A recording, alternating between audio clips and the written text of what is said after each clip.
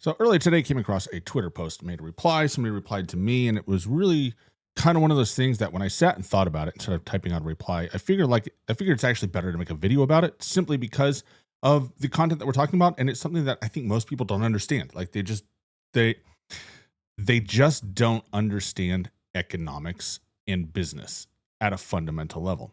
So what am I talking about? On this post, we had Hylian Hero made this post defending $80 video games as wild. Not necessarily, however, um, basically this kind of argument that if you don't like $80 video games in the current state of the market, you just want it for free. He's saying it's not true. And he makes this reference to selling a sandwich for $100, right? Nobody in their right mind would spend $100 for a Subway sandwich. It just doesn't make sense. This guy, hero of a legend, gal, maybe, whatever, says that's because making a sandwich takes minimal effort. A child can do it. But programming a video game to modern standards takes years of highly sophisticated labor and materials, so you pay up or do without. I replied, it doesn't matter how much it costs to make, the value needs to be there at the end of the product. Right now, very few games qualify as having $70 in value, much less $80. Companies that can't figure that out will fail and be replaced by companies that do. And Hero of Legend replied, it doesn't matter how much it costs to make. Well, you certainly failed economics. No, I didn't. Actually, that's okay. Hey, I just spent $35 on materials to make a thing. Think I'll sell it for $15 for valuation because a random bell end says $40 is too high. They aren't worth $80, says who exactly? Well, honestly, a lot of people say that. A lot of consumers of video games say that. So there has to be a discussion on whether or not video games are providing the value that we're being asked to pay for them. And some I think are, some might be. GTA 6 very likely could, justify the cost that they asked for it. But other games that are being released and have been released in the recent past definitely don't justify the $70 cost that's slapped on their box, and would definitely not justify $80.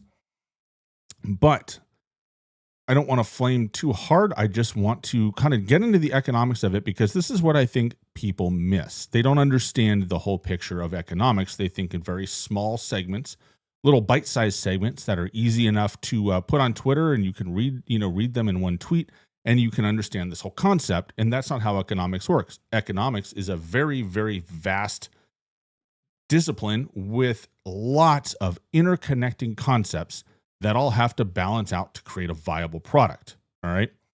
And it's not just about the price. It's about the perceived value, right? We're in a high inflation, high expectation economy, right? Gamers are much more selective than they used to be. The bar is higher. If the game doesn't deliver, players don't play it. They walk, they don't show up, right? They're not interested in games that aren't worth their time.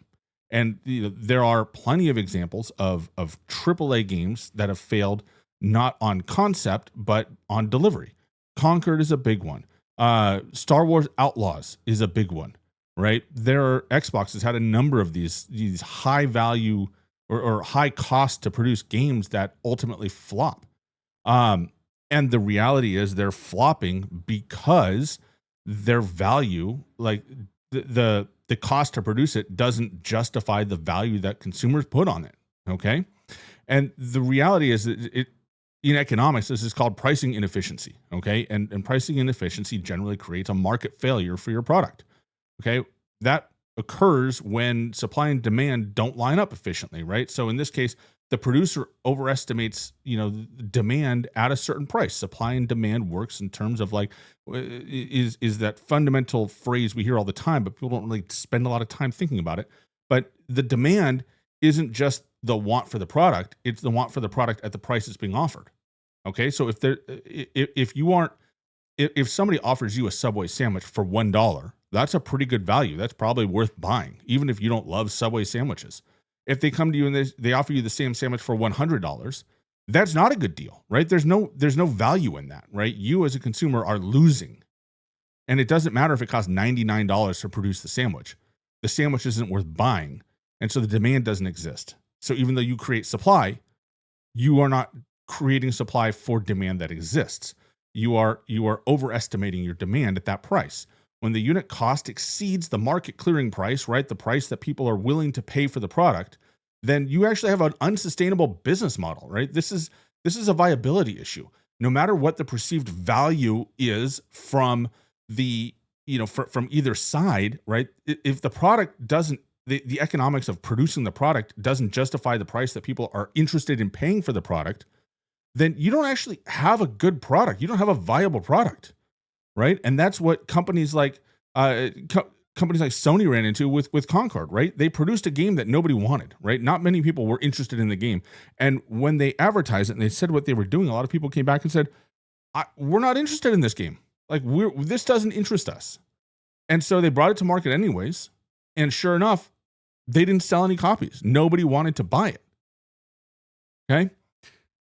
And when you have this scenario, it creates kind of this weird fallacy in an industry where people try to take their sunk cost and justify like the pricing based on how much it cost. It doesn't matter how much it costs to produce, right? Just because you spend $35 making something doesn't mean you can sell it for $40 if nobody's willing to pay $40. If the consumer market says we don't want to pay, that's not worth $40 for us, it's only worth $15, then you don't have any business creating the product in the first place, right? If you go out and say, hey, I want to create, I want to create this pen, and it's going to cost me $5 to create this pen. It's actually a pencil, but whatever. Create this pencil, and I say it's only worth 65 cents to me. Like I can buy 5 other pencils that cost 65 cents. I'll pay 65 cents for your pencil because it's orange, right? And you say, no, you got to pay me $5 because it cost me $5 to make it. Like, that's not a viable product. You don't have a product to sell. You don't have a good product. You have a loss on your board. And the problem is you've sunk cost into it, right? The company has spent money to create this product without ever really putting to mind the question of should they create the product. So just because the company has spent money to create a product doesn't mean that product is worth what they want to sell it for in order to make their money back. Okay?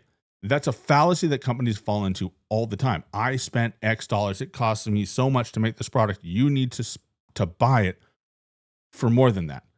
If the consumer market looks at it and says it's not worth that, then you've made a mistake. And companies are learning the hard way right now in video games that high development cost doesn't equate to high value by default, right? Gamers are generally, they want to have standards. If they buy a premium game, it better be premium. Okay? Look at Marvel movies, right? They have spent so much money in the last decade on movies in the Marvel universe, and they flop over and over and over and over.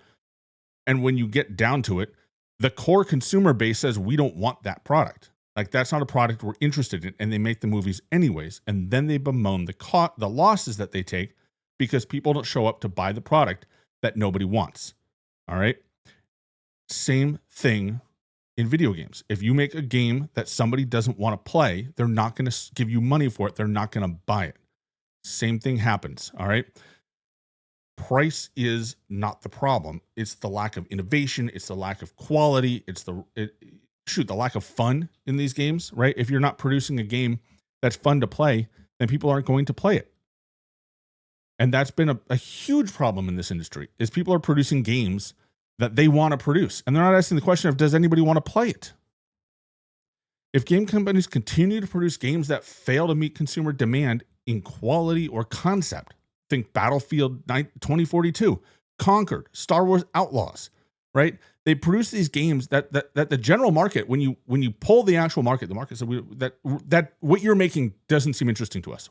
It's certainly not at the price you're trying to sell it to us. 2042 was an epic failure, right? Absolutely did not listen to the consumer, to their core consumer base. They made the game they wanted to make. All right. Modern Warfare 2 fell into the same trap.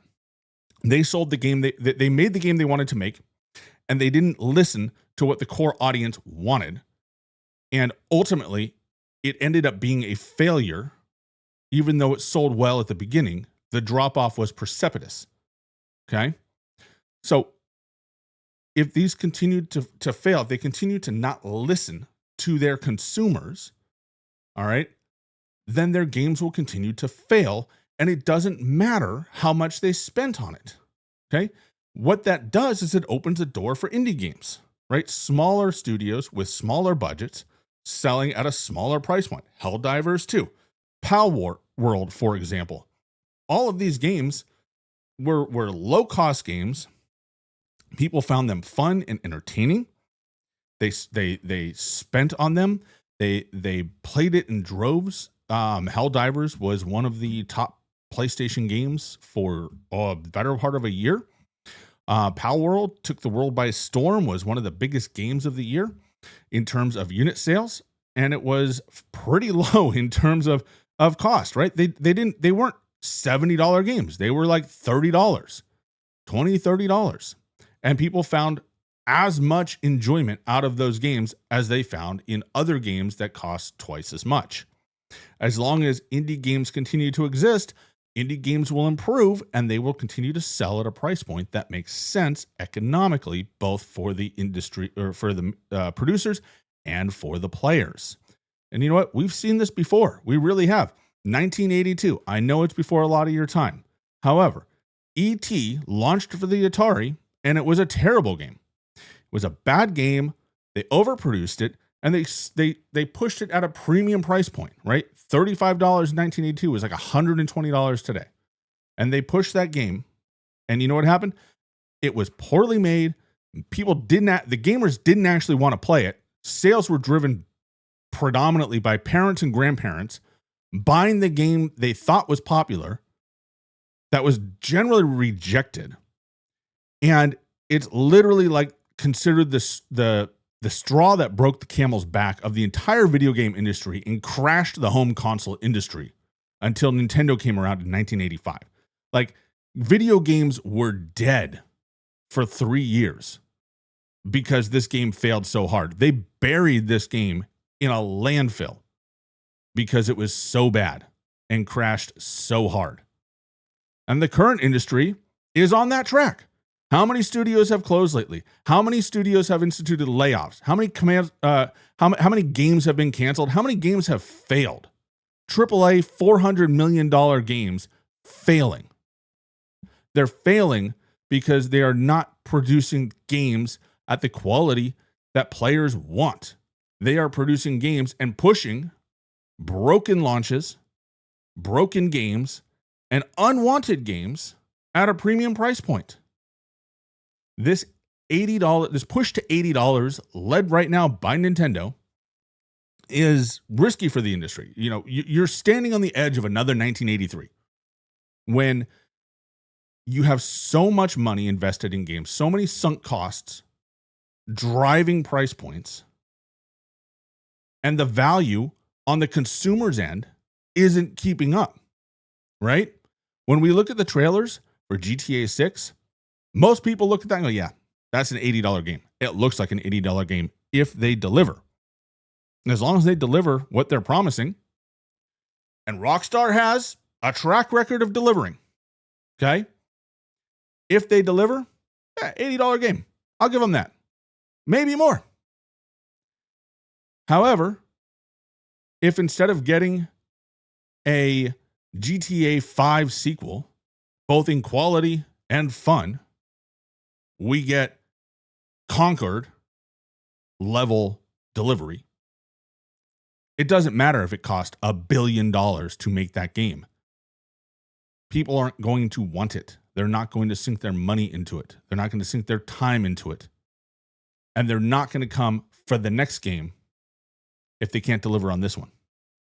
And that's the problem with the industry, is they're failing to deliver to gamers, both on value and on fun. So the economics support this. You have any questions? Love to hear them.